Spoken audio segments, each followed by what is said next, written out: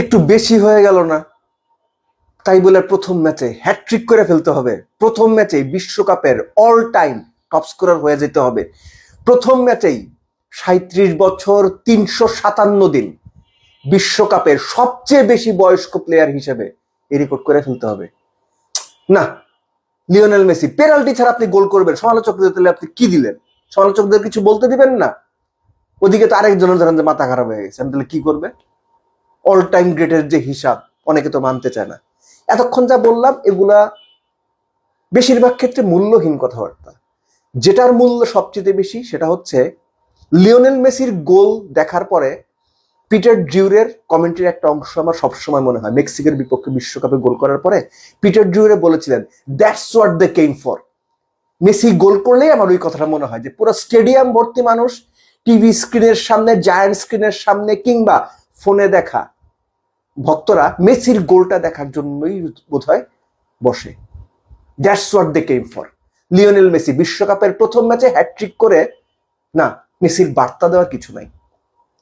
Messi দেখিয়ে দিলেন কিভাবে ফুটবলটাকে উপভোগ করা যায়, সবকিছু পাওয়ার পরেও কিভাবে সবটুকু দিয়ে ফুটবলটাকে নিজের ভেতরে ধারণ করা যায়। This is why Lionel Messi is the greatest. হয়তো অনেকে মানতে চাইবেন না, দ্যাট ইজ ফাইন, কিন্তু Lionel Messi is Lionel Messi.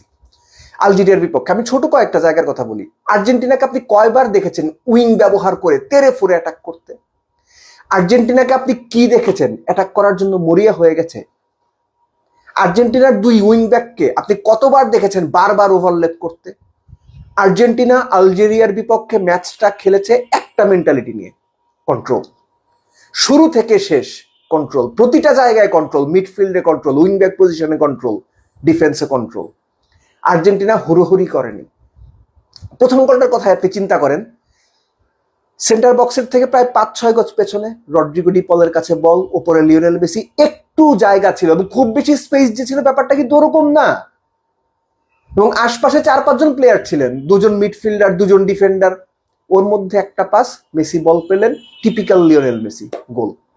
Alexis Mac Allister ডিবক্সের বাইরে থেকে শট নিলেন এবং ওই সময়ে কমেন্ট্রি বক্স থেকে বলা হচ্ছিল, রিপ্লে যখন দেখানো হচ্ছিল, যে লিওনেল মেসি অ্যান্টিসিপেট করছিলেন যে এটা রিবাউন্ড হতে পারে এবং শট নেওয়ার পরই হি স্টার্টেড হিজ মুভ। তার আগে তিনি মোটামুটি ওই ক্যাজুয়ালি যেভাবে হাঁটেন সেভাবে হাঁটছিলেন। রিবাউন্ড হলো, মেসি গোল করলেন। সো জিনিসটা হচ্ছে যে এই যে একজন ভদ্রলোক রাইট উইং এ যার খেলার কথা, তিনি মাঝখানে চলে আসছেন, মেসির কথা বলছি আমি, তিনি ডিফেন্সে নেমে আসছেন, তিনি বল রিকভার করছেন। আপনি খেয়াল করে দেখেন, আমি মেসির বল রিকভারের উদাহরণটা এই জন্য দিলাম, আপনি সচরাচর এরকম দেখবেন না মেসি রাইট ব্যাক পজিশনে গিয়ে বল রিকভারি করছেন। আর্জেন্টিনা জোনাল মার্কিং যেমন করেছে, ম্যান টু ম্যানও মার্কিং করেছে। আর্জেন্টিনা কখনোই অপোনেন্টের পায়ে বল যাওয়া মাত্র 7-8 জন মিলে জিততে চলে আসেনি, বরং ওপরেই প্রেস করার চেষ্টা করেছে যেন মিডফিল্ড থেকে বলটা রিকভারি করা যায়, ডিফেন্স পর্যন্ত গিয়ে ওই রিস্কটা না নিতে হয় কিংবা ওই ক্যালামিটি তৈরি না হয়। আর্জেন্টিনার প্রথম কর্নার পেয়েছে কখন মনে করে দেখেন তো, 60 মিনিটের সময়।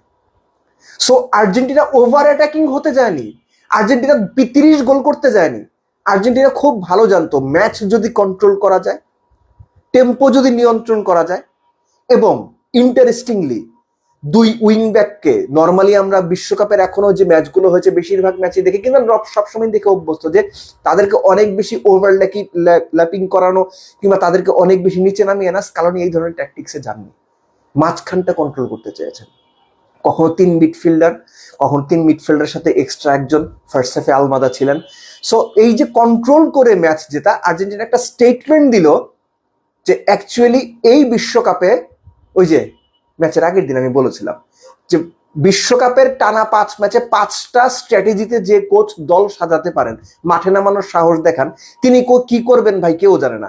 আপনি নিশ্চিত থাকেন অস্ট্রিয়ার বিপক্ষে ম্যাচ, যেটা লিওনেল মেসির জন্মদিনের 2 দিন পরে, সেখানে আর্জেন্টিনা হয়তো অন্য কোনো স্ট্র্যাটেজিতে যাবে। এনিওয়েজ যখন হ্যাটট্রিকটা হয়ে গেল, typical Lionel Messi goal, and that's what they came for, that's what we all waited for. যখন থার্ড গোলটা হয়ে গেল তখন আর আলজেরিয়ার no way back. In fact second গোলের পরেই তাদের আর নো ওয়ে ব্যাক। প্রশ্ন ছিল যে এই বিশ্বকাপে বড় দলগুলো, স্পেশালি আফ্রিকান টিমগুলোর এগেইনস্ট, আমি নিজেও বলেছিলাম বেশ টেন্স ফাইট হচ্ছে, ঠিকঠাক পেরে উঠছে না। কিন্তু এই পার্টিকুলার একটা দিনে ফ্রান্স সেনেগাল কিন্তু টপ র্যাঙ্ক টিম আফ্রিকান রিজিয়নে, টপ র্যাঙ্ক মানে মরক্কোর পরেই তাদের অবস্থান, তাদেরকে মোটামুটি ধরেন তছনছ করে দিয়েছে। আলজেরিয়া বেশ ভালো টিম, আলজেরিয়াকে আর্জেন্টিনা রীতিমতো তছনছ করে দিয়েছে।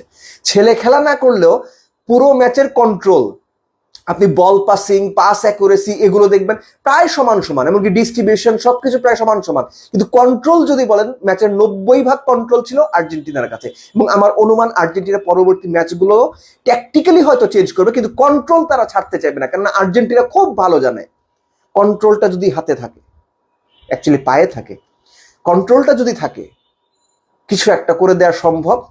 কেননা আর্জেন্টিনার প্লেয়ারদের মধ্যে ওই ফ্লুইডিটি, ম্যান টু ম্যান যে হিসেবটা এবং একজনের সঙ্গে আরেকজনের কানেকশন, এটা অনেক বেশি সলিড। কেননা গত বিশ্বকাপের ফাইনালে খেলা বেস্ট 11-এর 6 জন প্লেয়ার এই পার্টিকুলার বিশ্বকাপের ওপেনিং ম্যাচেও ছিলেন। এটা অনেক বড় একটা ব্যাপার, এবং এটা মাথায় রেখে স্কালোনি কিন্তু তার স্কোয়াড সিলেক্ট করেছেন বা নামাচ্ছেন বা স্ট্র্যাটেজি ফিট করছেন। এনিওয়েজ, আর্জেন্টিনার যেভাবে শুরু করার কথা ছিল অনেকে বোধহয় এটা এক্সপেক্ট করেননি, কিন্তু আর্জেন্টিনা হয়তো এক্সপেক্টেড লেভেলের চাইতেও 1 ধাপ 2 ধাপ 3 ধাপ এক্সটেন্ড হয়ে গিয়ে ফার্স্ট ম্যাচটাতে পারফর্ম করেছে। এটা আর্জেন্টিনার জন্য স্বস্তির, ভক্তদের জন্য স্বস্তির।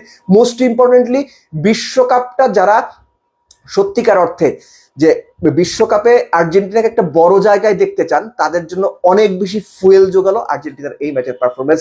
Very well done Argentina, and most importantly Lionel Messi.